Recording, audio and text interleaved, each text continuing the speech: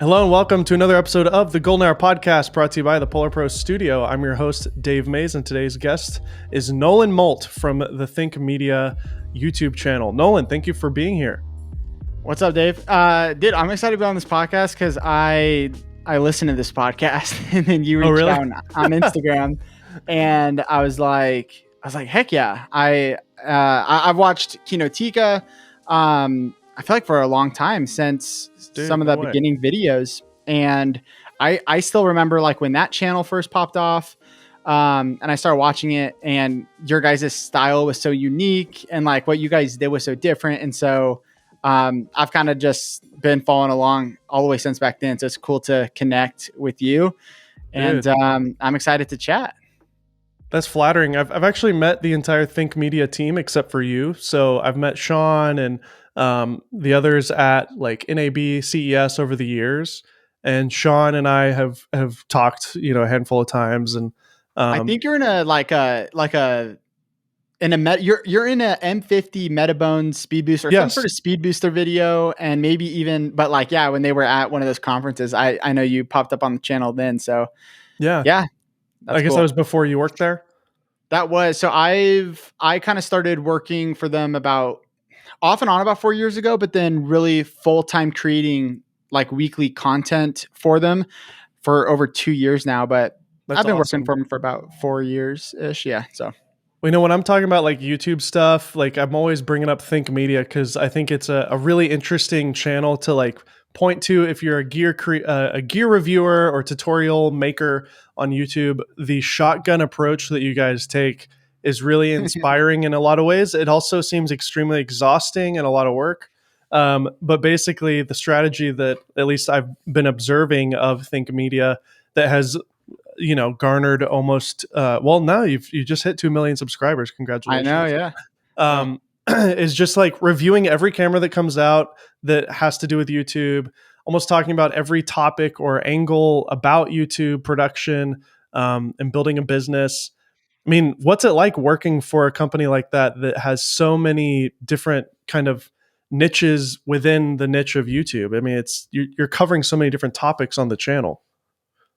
Yeah. It's an interesting approach, and it's a startup company, and it's bigger than just, the channel, but where I work in is, specifically that Think Media YouTube channel, and kind of what you see is this like shotgun approach. And, it's nice for me as a creative because I do have a lot of creative control when it comes to the video ideas and stuff. That's great. Yeah, we cover a lot of stuff when it comes to cameras, lighting, audio, but then also like YouTube strategy. So for me, I go through seasons of like, it's just kind of funny because there's so much videos you can post on, and then there's some weeks where you're like trying to come up with YouTube video ideas and you feel like you've touched on everything. And but at the end of the day, there's just so much you can post about. But yeah, I mean, honestly, how I feel is like it's put your head down and just like and post videos. And I feel like when we hit the 2 million subscribe, like when we hit 1 million, I feel like I just looked up and we hit 2 million because it was just like post videos. So that's kind of how it feels. But it's good, it's fun, and you learn a lot making that much videos. And it's cool because you're not alone. You guys are cranking out how many videos a week? 4 videos a week, maybe? Okay, so 5 videos a week. Wow. Omar and the Las Vegas team, he's got an editor over there, Kyle. And I've met Omar before. Okay, cool. Awesome. Yeah, great guy, great content creator. And he's sometimes you don't see 2 videos from Omar and 2 videos from me a week, but we turn in 2 videos a week. We're always posting 5 a week. So Sean or maybe even Heather, they'll pop up at least once a week. And now what we're experimenting with, Dave, is doing shorts on the weekends. So soon to be 7 uploads a week. I'm not doing, sometimes I'll throw in some shorts, but Sean is we're doing a lot of repurposed content and even some new stuff that we shot vertically specifically for vertical stuff. So that's soon to be 7 a week, but typically 5. And what's crazy too is like if you look at, and I would love to get your opinion on this. if you look at the numbers based on the subscribers, like you're averaging 15,000, 30,000, Yeah. video views per video, but that's only in the first week. These videos Yeah. over the next year, 2 years may hit up into the six-figure numbers or millions of views. But not only that, like you're covering topics that maybe not everybody's searching for right now, but they will over time. And again, it's the shotgun approach. You're designing videos that have kind of evergreen or at least 2 or 3 year lifespan, and you're kind of Yes. intentionally posting for that reason. Is that am I on point there with the strategy? Yeah, definitely. So one of the things is like we're making videos kind of for it depends, but a lot of times it's for search, right? So we'll make a search based. And I think this is true with a lot of people who are probably in our niche of like cameras or even just really any educational YouTube channel. Hmm. There's kind of two different approaches. So you have search based content. And for us at Think Media, I have these like YouTube, very basic YouTube tutorials on like how to add YouTube tags Sure. that are a 10 out of 10 when I first upload and they get like no views and people are like, you have 2 million subscribers. Why do you not, but then like a year goes by and it's got like 500,000 views. Yep. And that's true with a lot of search based stuff, even when it comes to cameras too. So, that's one strategy. And the other strategy that we're kind of experimenting a little bit with now is more like trying to show up on browse on like the homepage and suggested and that kind of stuff, which that will happen naturally when you make content that resonates with a lot of people. But yeah, that's kind of more of like the Mr. Beast style, like on that far spectrum of like entertainment, trying to just show up all over YouTube because people have to click on it and then they have to watch it. And so Yeah. we're kind of playing a little bit with that, but yeah, a lot of it is search based stuff. And as an educational channel, I mean, that's what you have to do. A lot of people think too, like, oh, if I just get to 100,000 subscribers, they think they're going to get 100,000 views on all their videos. And that's just Yeah. not the case. If you're more like niche down, we cover so much stuff at Think Media that people subscribe, but they're like only subscribed for maybe a specific piece of content that we're posting, whether that's like YouTube strategy. Sometimes it's like the lighting tips or the cameras, right? So Sure. we get lots of subscribers and then not everyone views it, but that's just kind of how our channel's set up. Sure. And I'm curious, like, what is the ad revenue pretty good on that channel? Because again, the views per week may not be astronomical, but you're doing 5 videos, so multiply, 20,000 by 5. So now you're Yeah. talking, over 100,000 views a week that you're getting, plus all this backlog of content. I would imagine the ad revenue is pretty nuts. Yeah, I'm actually gonna look it up because I just made a video on it. And why don't you guess real quick though? Oh, What do you think we made in 2021? What would your guess be? Here's a hint: we got over 50 million views. oh wow. I mean, it's definitely six figures. It would be what, 300,000 or something, 400,000. Yeah, you're spot on. So Oh, it sorry. was Sorry, that you that nailed was it. anticlimactic. Okay. You nailed it. No, so yeah, in 2021, the ad revenue just from YouTube ads was $389,481. So, some Wow, good chunk of that's change right awesome. there. Sure. Is that how But much you yeah, make? there's that I make double that a month.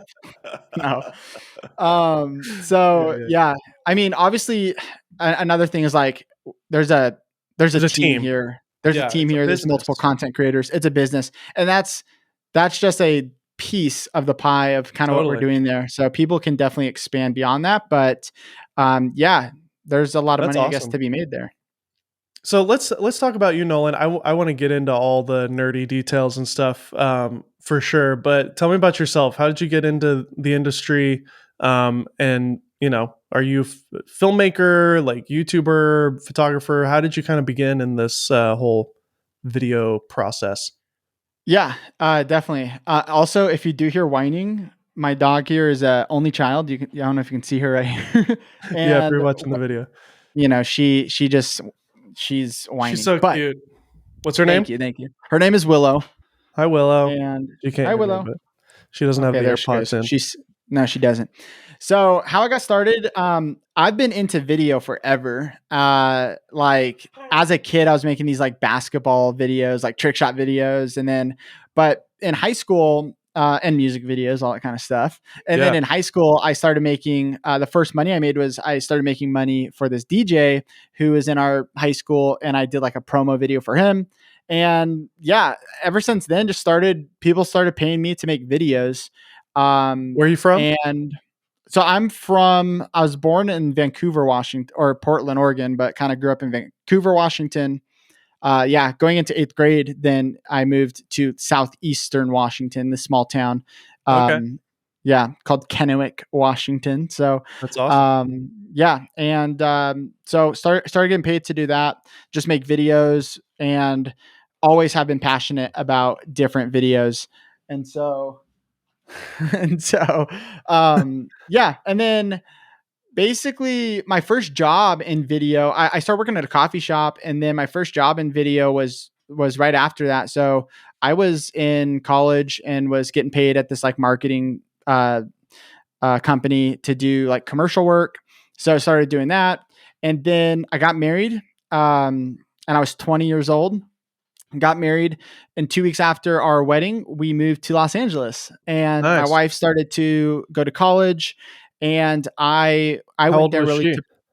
She was 18 and I was 20, and she was about to turn That's 19. I was about to amazing. turn 21. Yeah. I'm pretty close to that. My wife was 20 and I mean, I was 24, so a bit Yeah. of a gap there. But yeah, people thought we were crazy. That's crazy, but that's awesome. When you know for sure. Yeah. 100%. And so, yeah, definitely. We knew, and we kind of just knew what we wanted. And so we moved to Los Angeles. She was going to college, and I really wanted to pursue filmmaking, not just videography.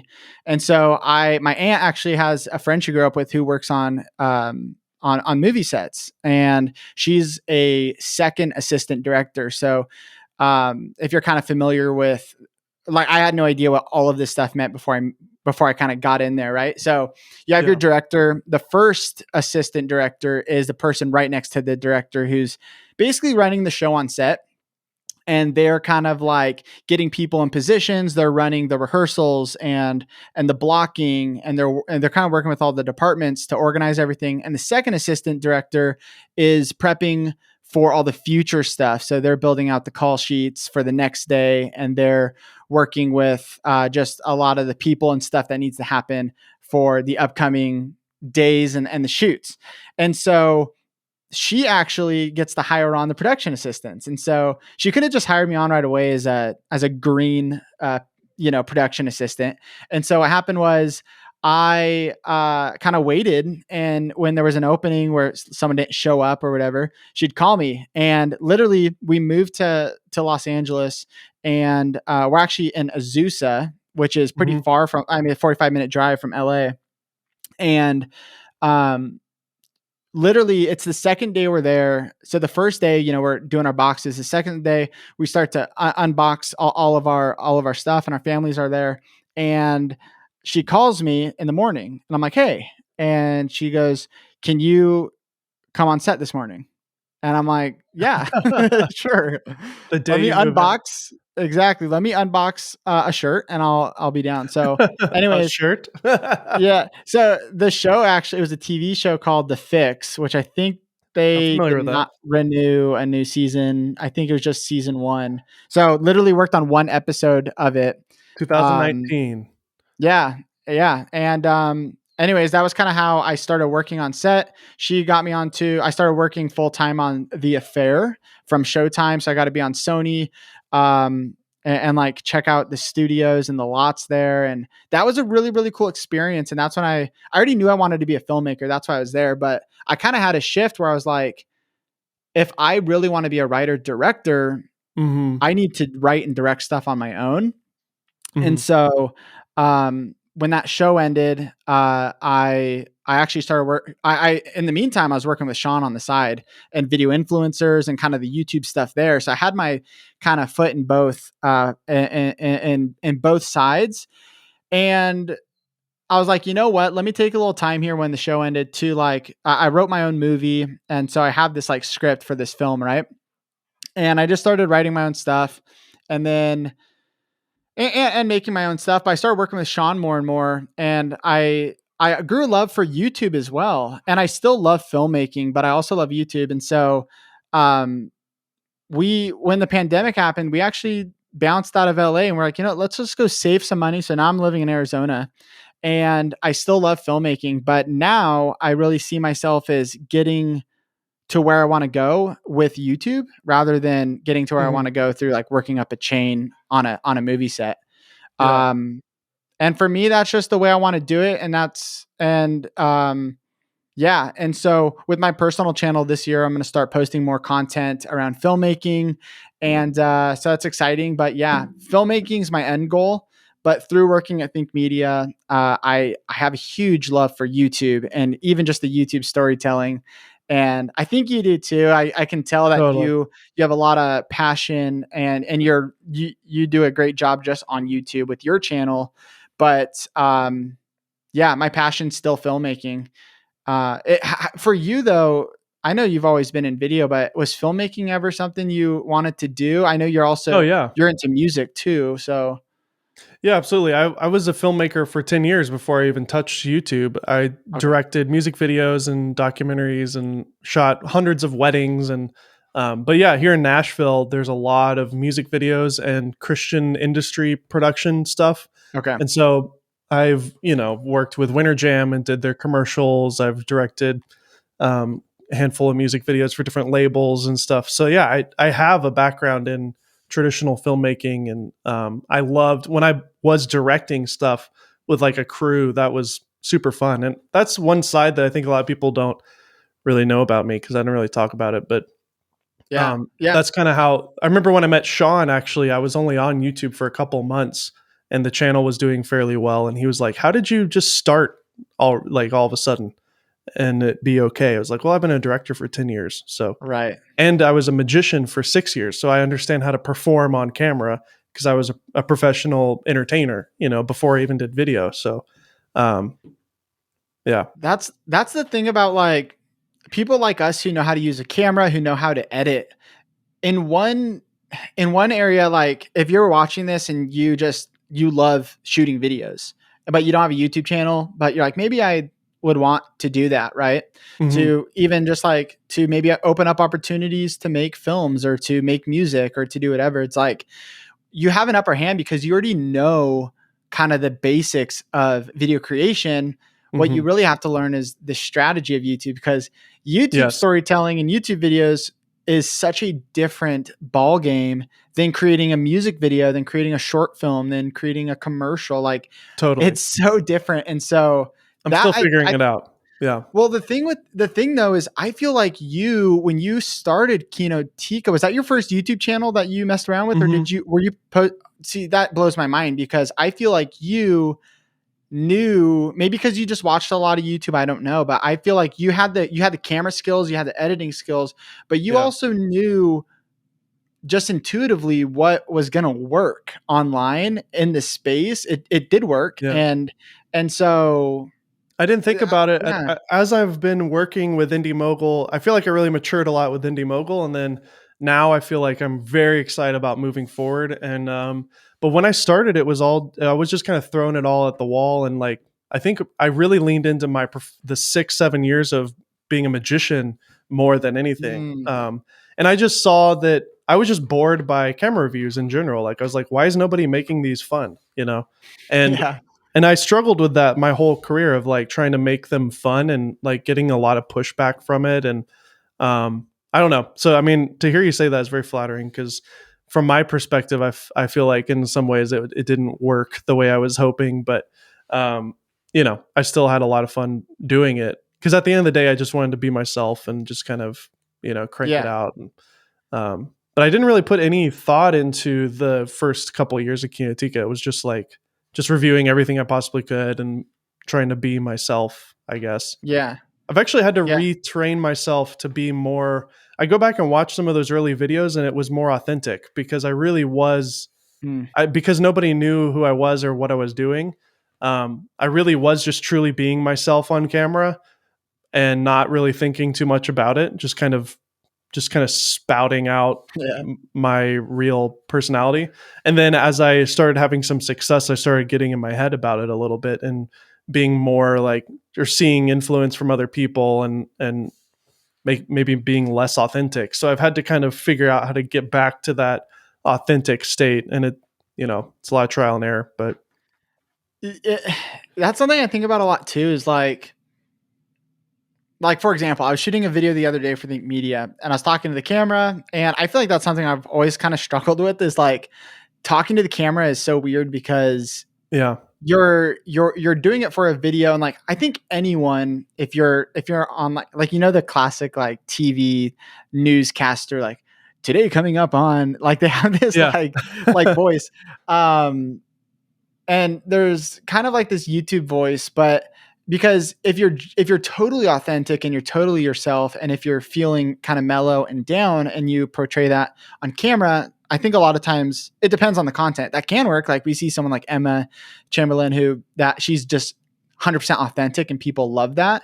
yeah, Whereas for me, how I like to think of it is like if you're hanging out with like your best friends and you're like having a good time and you're your best self around those people, like try and bring that person out on camera, because yeah, if you try to be 100% authentic to how you're feeling in that moment and talking to the camera, you might just actually be really boring and talk to the camera really, you know what I mean? So it's like yeah, totally.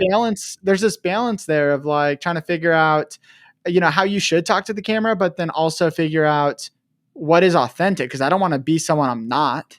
Yes, I don't know. It's exactly. just kind of tricky. It's kind of weird.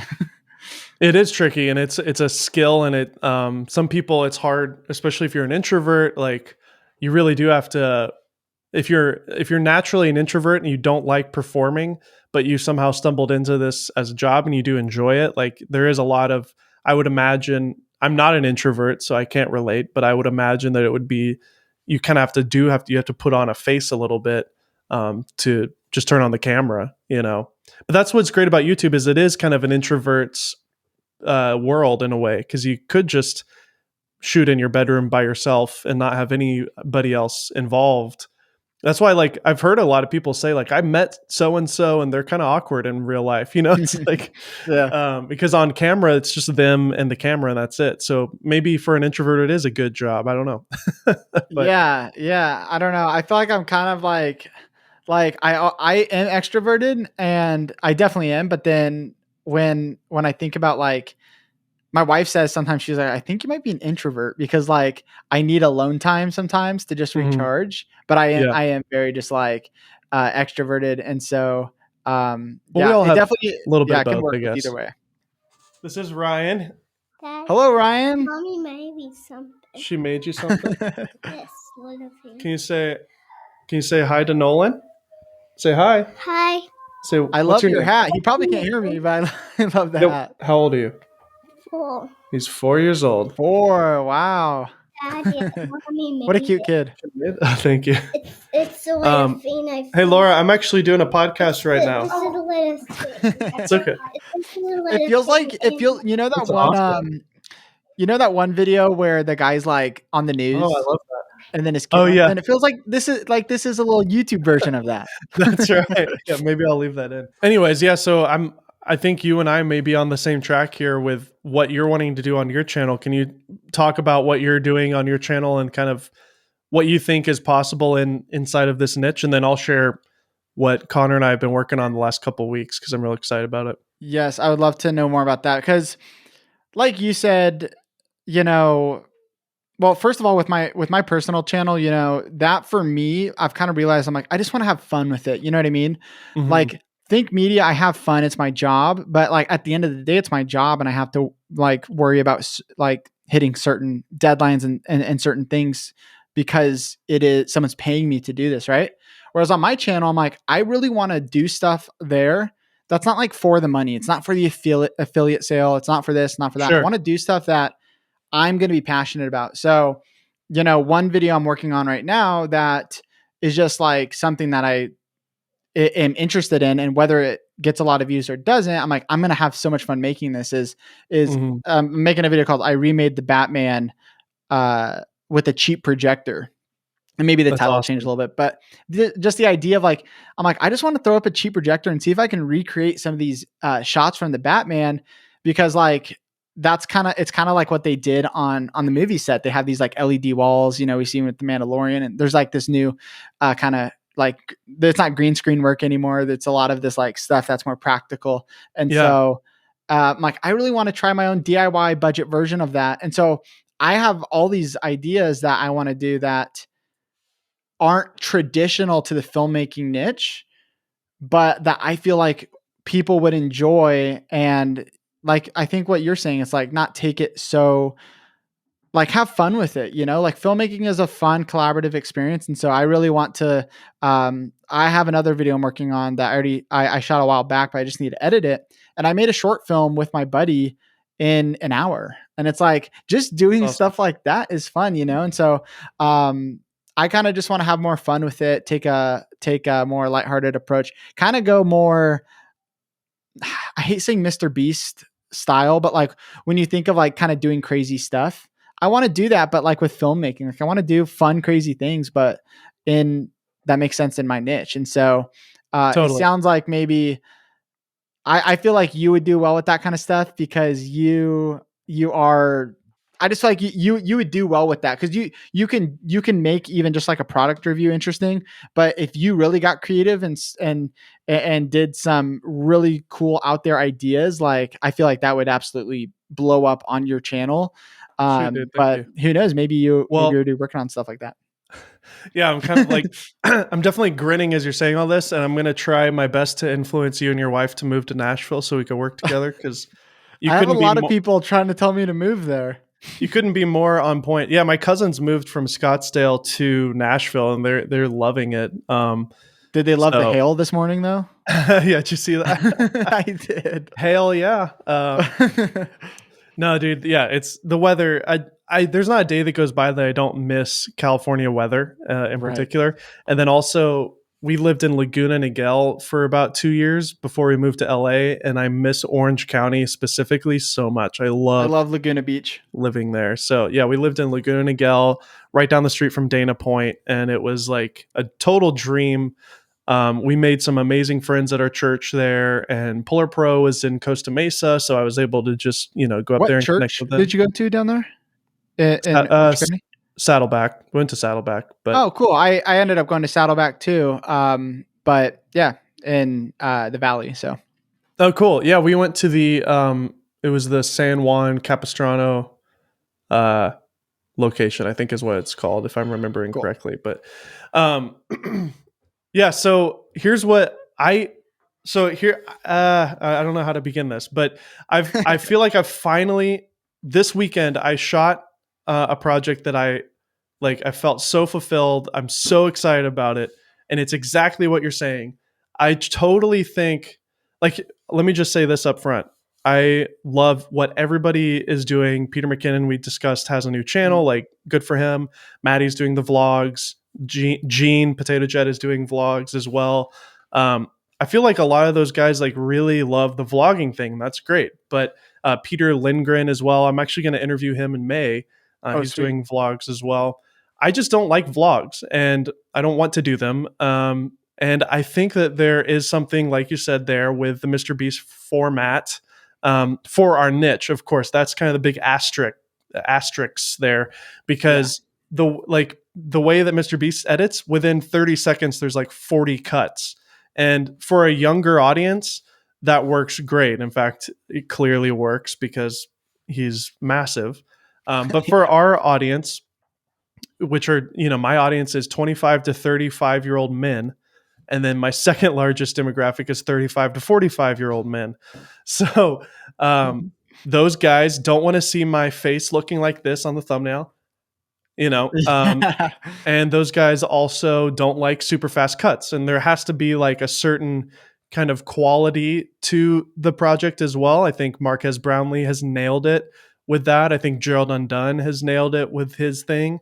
Josh Yo clearly has nailed it with his stuff. Like, he's highly entertaining and his films are just so well scripted out and put together, but there's like some real actual quality to it that makes him, makes people kind of give him the respect that he deserves or whatever. So I think Yeah. all those things are tied into it. But then also, I can't look to all them for myself personally, because I've just recently realized this, because I'm always like trying to look for like, well, who am I? What, I don't see anybody doing what I'm wanting to do Yeah. on YouTube. And that's actually not a bad thing. Like I can actually be myself and create my own thing, which I've kind of had to realize. But here's what I'm planning on doing. I was going to just get back into the reviews, but I already got bored of it after doing two of them. And I was Yeah. like, I cannot do this. I do not want to do this. I would like to basically get into filmmaking entertainment. And that's a broader audience, clearly, if you look at what Corridor Digital has done. Yeah. And I'm setting things up with proper scripting and formatting in the YouTube genre, but also fitting our filmmaking niche. Because I actually truly believe in my gut that there's a million people that would watch uh, a filmmaking based video that's entertaining and designed for YouTube. I think there's a million people out there that would watch that. So that's what I'm going after. That's the kind of the goal. So the first video that I've done is titled, and like literally I was scripting this and working on it today before our call with Connor, because we already shot everything, but now I'm doing the pickup shots. But the title is I shot an entire wedding on a point and shoot camera. And Nice. These ideas take a lot of work. The idea of me recreating the Batman shots with a cheap projector. I bought a Batman mask. I bought a cape and black eye mask, and I'm doing this like budget DIY thing. And then I'm gonna have to set up the projector, match the lighting for 3 different scenes. One of them's in a car, and so I'm gonna have to then move the projector outside. And again, I don't even know if it's gonna work. You know what I mean? Like if it's even gonna look good. But for me, that's fun, and it takes more work, and it's worth it. And rather than, again, like you said, we love what they're doing, and people obviously love watching it. But like the vlog style stuff is a lot easier to do, and that's it. It brings on another topic too of like, I think it's good to have almost like once your hobby, once it becomes a business, like what you're saying is you're worried about the demographics, right? It's because it's a business for you and because you need to feed your family. And so you have to think about that kind of stuff. Yet at the same time, you're an artist and you're a creator and you really want to make these ideas and these videos that you think would be fun to watch and fun to make. And I think it's important to have both of those things. And so for me, I've kind of just told myself, I'm like, at Think Media, most of the time I get to have a lot of fun with those videos. Sometimes they're boring tutorials that I don't really care about, but it's like it's a job, and I'm doing that. And then like on my channel, I want to do stuff that might take a long time to make, but it's fun and it's going to be entertaining. And then the last thing I just wanted to add, and I want to hear your thoughts too, but like you were saying, I think there's a million people who'd be interested, and it's like, of course there is. But it just depends on the topic. So, it just reminded me, I was like, I went on YouTube. I just type in like, cause I remember there's these like Vanity Fair. They cover like, they do like these certain filmmaking videos. And so, the Joker director breaks down the opening scene, has over 5 million views. And it's because filmmaking is pop culture and people are interested in behind the scenes and people are interested in films and movies and celebrities and like, so there is demand there for these certain like filmmaking breakdowns. Like, but here's the thing: is it going to get 50 million views like a Mr. Beast video? Probably not. But that's okay because it's like maybe there's just not that many people. There's not as many people interested in filmmaking as there is in other topics. So you have to be honest with yourself too, and be like, yeah, this video might not get 150 million views. Sure. But even if it hit 1 million views, that would be crazy, right? Well, I mean, I think Parker Walbeck Yes. Beginner versus Pro, that has 12 million views now. They might be doing what we're talking about the most right now, I think. I agree. Yeah, because like they even have, but they're still experimenting because I'm seeing some of them aren't taking off. But I'd have to like really download their video and dissect it. Right. Be it could be a good title and thumbnail, but the execution of the video doesn't deliver on what they're selling with the thumbnail. I don't know. I don't want to read too much into it just off of first impressions here. Some of the things, if I were you, I would look into, like, you just have to figure out how to position the thumbnail and title the correct way to kind of optimize it the most. I think your videos are incredible, your editings are incredible, Yeah. but focusing in on like those big topics, like even my video that I'm making that is going to take a lot of time is the Batman. I remade the Batman with a cheap projector. Not Mhm. everyone's going to be interested in that because they don't care about a cheap projector. They don't care about the Batman that, and so I'm trying to target filmmakers, but not everyone's going to care about that. So, but Sure. so you have to, yeah, it's an interesting game That's when you, Yeah, this is it's part of the interesting. transition is like, because it's my entire channel is used to camera gear reviews. So Mhm. that was the idea, was that it's kind of like the thumbnail and title is about the fact that I shot a wedding on a cheap, Sony camera.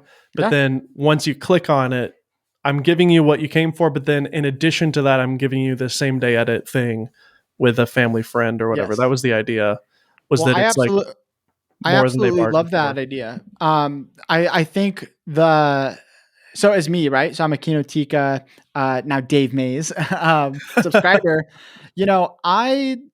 I like watching certain camera review videos when they come out. Even like I watched your C70 video and I thought it was great and I really loved it. But Mhm. like I never will buy a C70 as long as I work at the Yeah. because I have an A7S III. So I'm Mhm. like, so I think you actually have the opportunity now to expand even bigger because you can potentially reach on topics that are bigger than a specific camera, right? Yeah. Canon That's what I would does like to pull get away weight from. though. Yeah, Yeah, it but does. at the same time, you're also making a video that is targeted maybe for people who are interested in making wedding films. Now, your Mhm. video seems interesting, and I would probably click on it and watch it regardless, even though I'm not making wedding films and I used to. But I wonder if a video like that, and again, you could make this video down the line. I think a video that could potentially be better, or Mhm. not better, reach more people, have more like a wider appeal. Could be like, I made a short film, or maybe people that would target maybe filmmakers, or I made a product video Mhm. for Coca-Cola, for Pepsi, Mhm. with a point and shoot camera. And then Mhm. you like try to email it to them to sell it to them, right? And like you're like, Yeah. hey, I made this for you, Pepsi. Do you want to give me $1,000 to use it on ads? Or like doing something like Sure. that could be more interesting, assuming that there's more people interested in product videography than there is wedding film. And so, but it all comes back down to that idea and like trying to reach Yeah. a wider topic. But I think wedding film is a wider topic than even a specific camera review because any wedding filmmaker will watch that. Yeah, so with Think Media, it is kind of similar-ish to what I've worked with in the past in terms of like, I've reviewed the M50 and had a lot of I made a lot of M50 videos. And so did you guys. And that stupid video, like, or not that stupid video, that stupid camera, still, like, to this day, people are still interested in it. And I Yeah. think it's hilarious because like it's very outdated at this point. Like you should not be using it. You should be using the ZV-E10 over the M50 Yeah. 100%. But the interest just isn't there still as much as like it's almost like I'm trying to convince people like, look, we should move past this, but still the M50 is still popular. But um uh do you think that the niche in general, like, am I wasting my time by putting so much effort in this niche? Like, should I? Because that's been my biggest struggle. Is like, if I just hopped over to a different niche altogether that was more entertainment focused, now we are talking about millions of views that are possible in an entertainment niche, rather than spending all my time and energy trying to convince 35-year-old men to watch my videos. You know what I mean? Yeah. No, I get that. I think you're not wasting your time at all. I think you're in the right niche. I think you are on the right track. It feels like you, though, I think what you're saying is, is there more opportunity out there for me to like make more money, get more views, have like what I would say I want to do is, big things. I really want to build this up to like Corridor Digital is definitely kind of you know, they're an example of what I would like to do. I'd like to have multiple people working with me. I'd like to have a team. I'd like to create bigger concept videos. You know, they're doing essentially what I wanted to do at Indie Mogul, you know. yeah. Okay, but would that be in the filmmaking niche? Or what niche would that look like? Like, Yeah. I mean, that's what I know. That's what I seem to come back to naturally is that in conversation with people, I love talking about Apple stuff and camera gear. So I can't seem to get away from it. But I also got into a retro gaming kick and was kind of thinking that could be fun, you know, challenging people on the street. Like I have this old retro television and a cart. And I was going to go like downtown Nashville and challenge people to beat me at Mario Kart or whatever.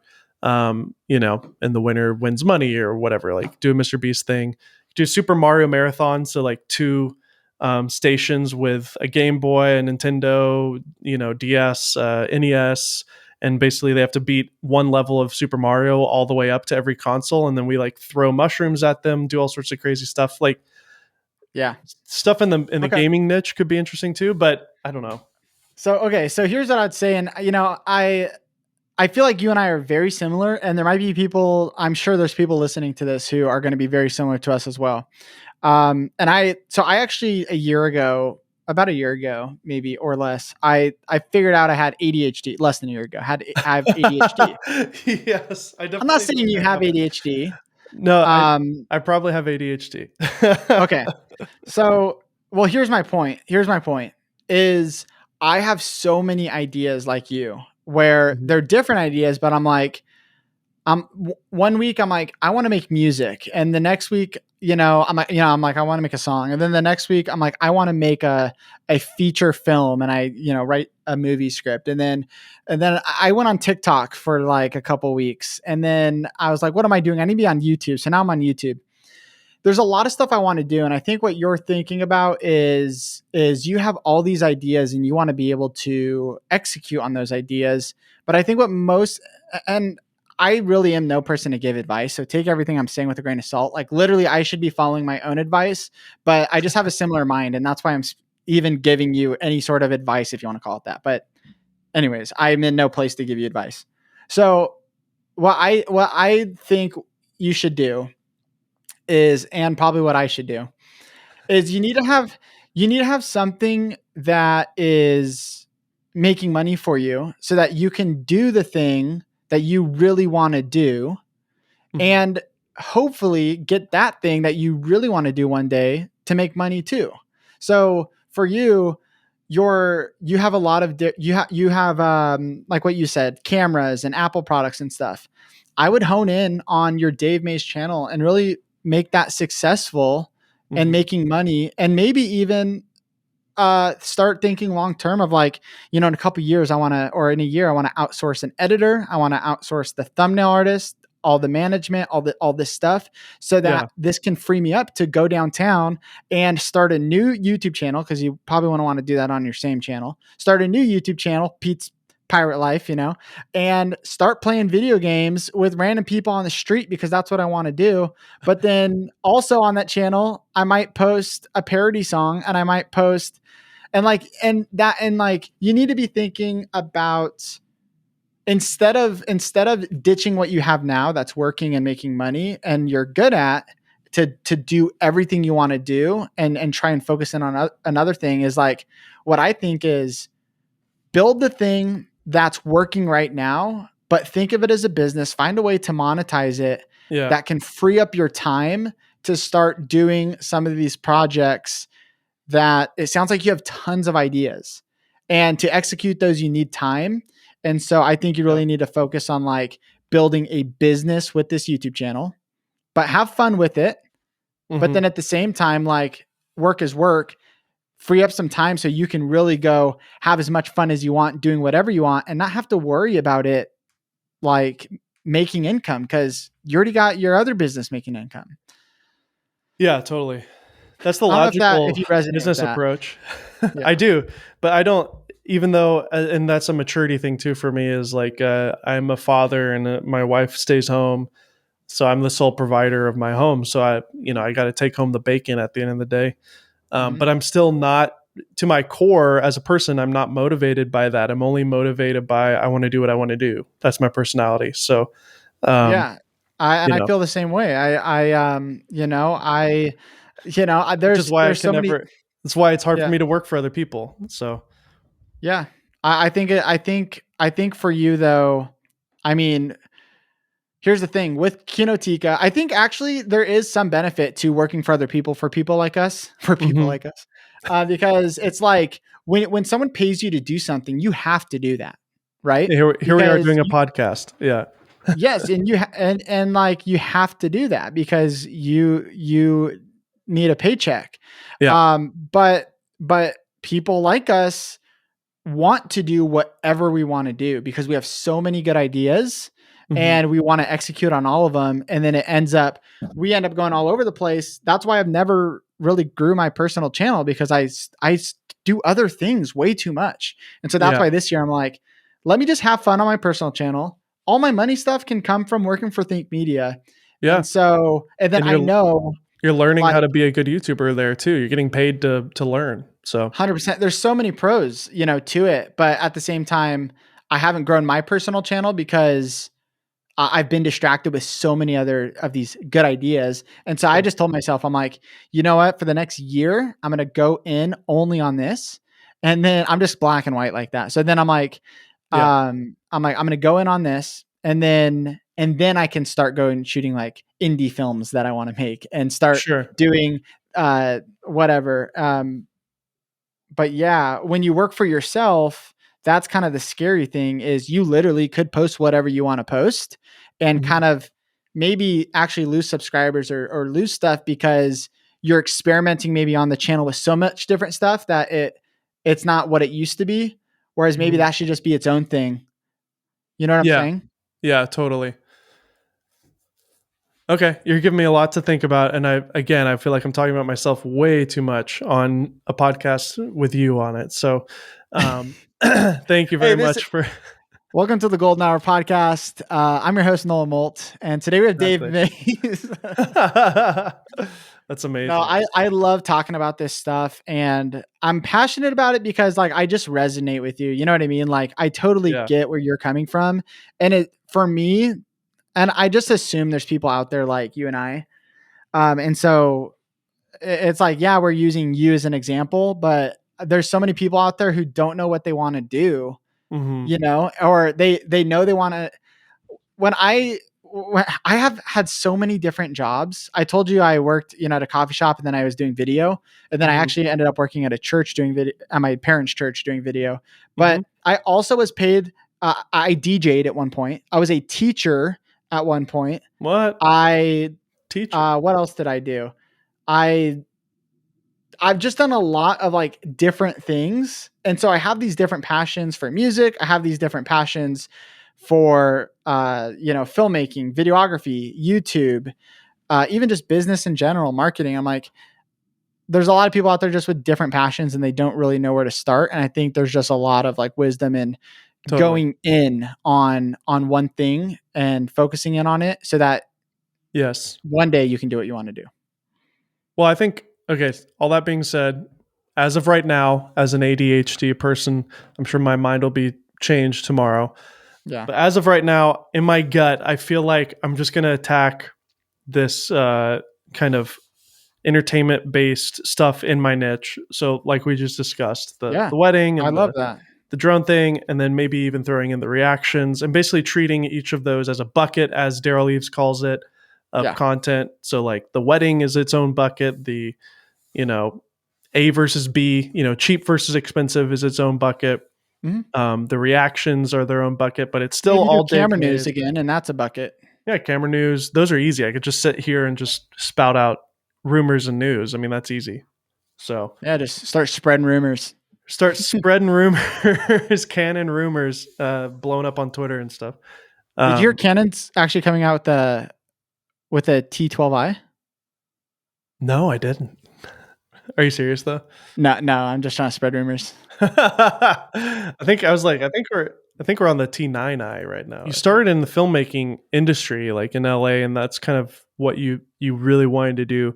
Are you happy now doing what you're doing? Do you see yourself ever going back into that industry and quitting YouTube, or has YouTube now become like a real passion of yours that you want to pursue? Yeah, I wouldn't quit YouTube. I really believe in YouTube. I see the future of just like the creator economy and building your own personal brand. I think, like, honestly, um, man, even just like, even with what Danny's doing, Danny, is it Gervitz? I don't know if I'm saying Hmm. that right, but he's a filmmaker and he's making a movie and he's using his channel's kind of authority to do that. And I'm like, that's what I want to do is I want to make movies, and I really think my YouTube channel could be the place to fund that and to bring the awareness to it. And so, um, for me, if I ever were to go back or like quit YouTube and like go to the film industry, it would be as like a writer director. Uh But I'm like that when it happened. Like, do you know who Pony Smasher is? huh. No. Pony Smasher is a guy who made short films on YouTube, and some of them went Okay. viral. And he got picked up to do Annabelle, and now he's done Shazam and Cool. some other Hollywood movies, and He shot Shazam. directed. Or Yeah, wow, cool. yeah. And so for me, I'm like, dude, I love filmmaking, and I don't care the kind of medium of it. So like, I want to make what I want to make. You know, I think if a lot of times if it's funded by certain people or like Hollywood or whatever it is, it's like there's certain agendas and certain things that they want in there or don't want in there. Like at the end of the day, I want to make the art that I want to make. And I think the best place to do that is YouTube. And so I really want to build a filmmaking community and just like try and make it, meaning as a filmmaker, meaning like at the end of the day, if I could just make movies and sell those movies to make money, Hmm. that's awesome. But I also see YouTube being a great way to monetize it as well. And I love YouTube. So that's the path I want to go down, is that. I love it. So everybody go subscribe to Nolan Molt's YouTube channel to follow this adventure. Mhm. We'll link it in the show notes for sure. And Nolan, we need to have you in Nashville. You and your wife come down here, visit. I have a feeling that our wives would probably get along well, as Yes, probably. they're both married to similar minded men, so Yes. they can like share their issues with being married Yeah, to they can a sit down and crazy. complain over coffee. That'd be Yeah. great.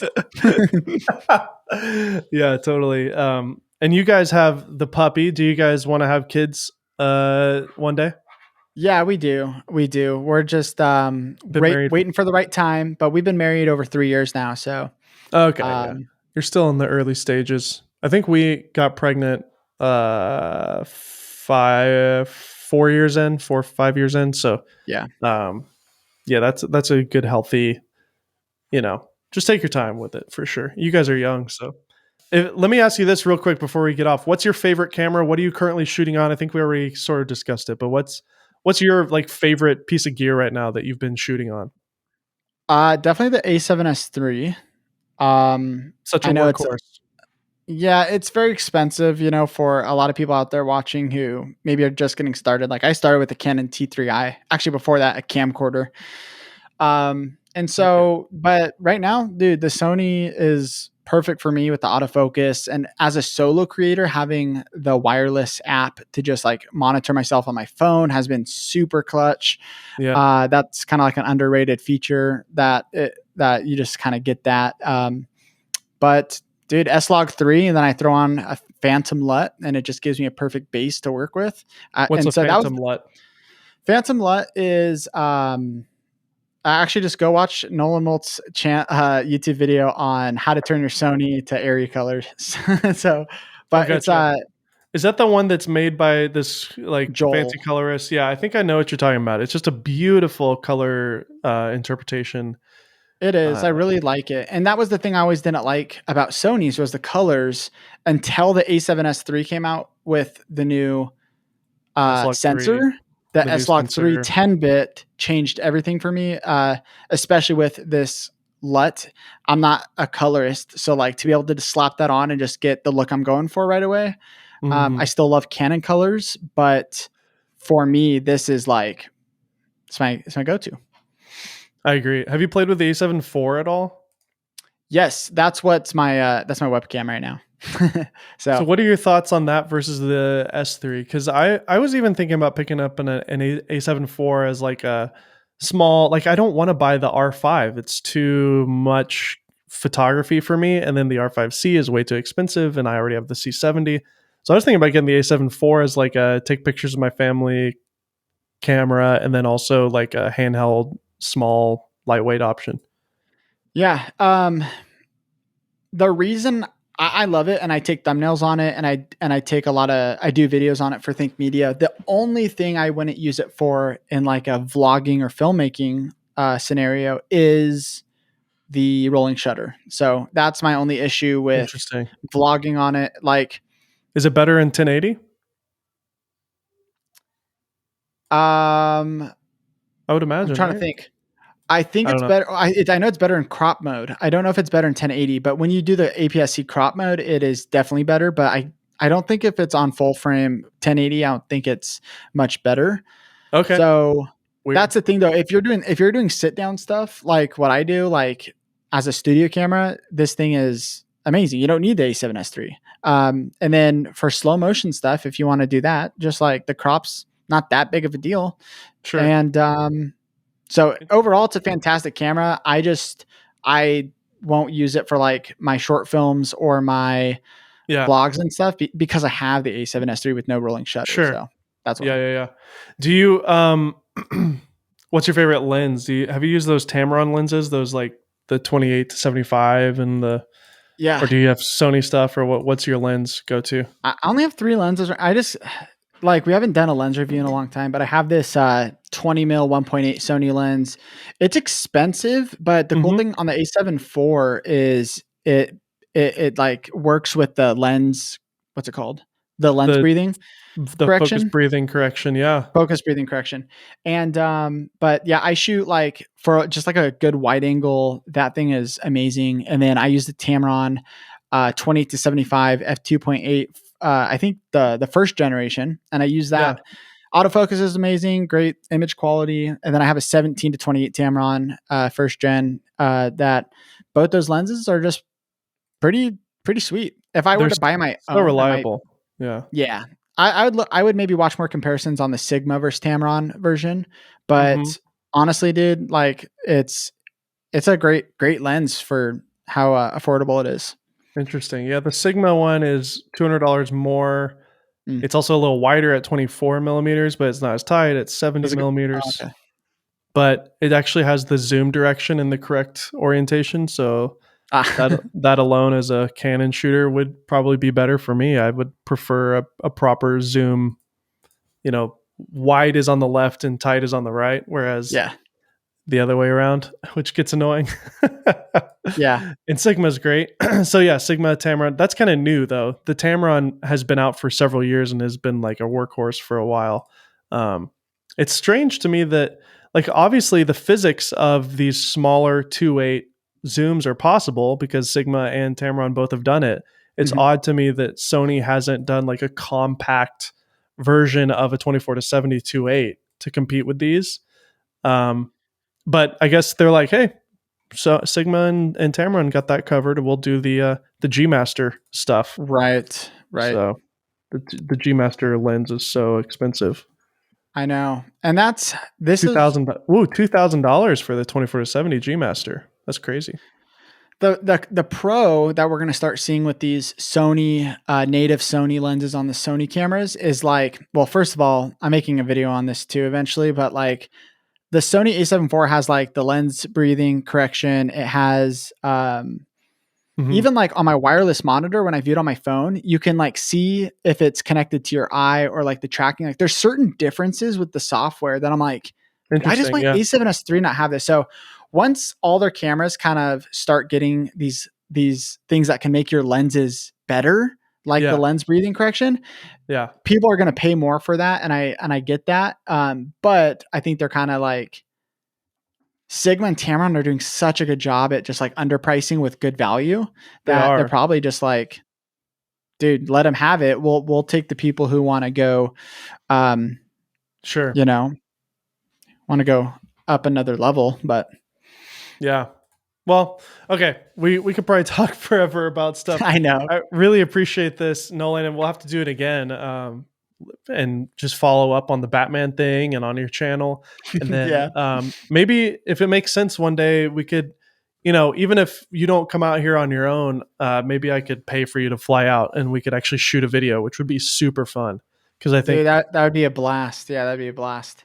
I think there's a natural kind of vibe here with you and I that I think I have yet to find somebody that is thinking the same way that I am about all this, and it's refreshing. So thank you for that. Dude, yeah, I definitely would love to chat more, even about all that kind of stuff. I think I think there's, YouTube's kind of, I feel like there's going to be a shift on YouTube with the certain kind of content that we're seeing. And so I'm excited just for you and even for me to just experiment with different stuff. At the end of the day, it's what the viewers want, right? So if people, really like it, then maybe we're onto something. And if they hate it, then maybe, we're not onto something. So Just keep trying. we'll keep trying. But yeah, I'm excited just to kind of work on some stuff and to see what kind of stuff you come out with that we're Yeah, excited dude. to make. And I think that's what kind of helps you just keep going for the long haul to stay consistent. You got to love it. Yeah.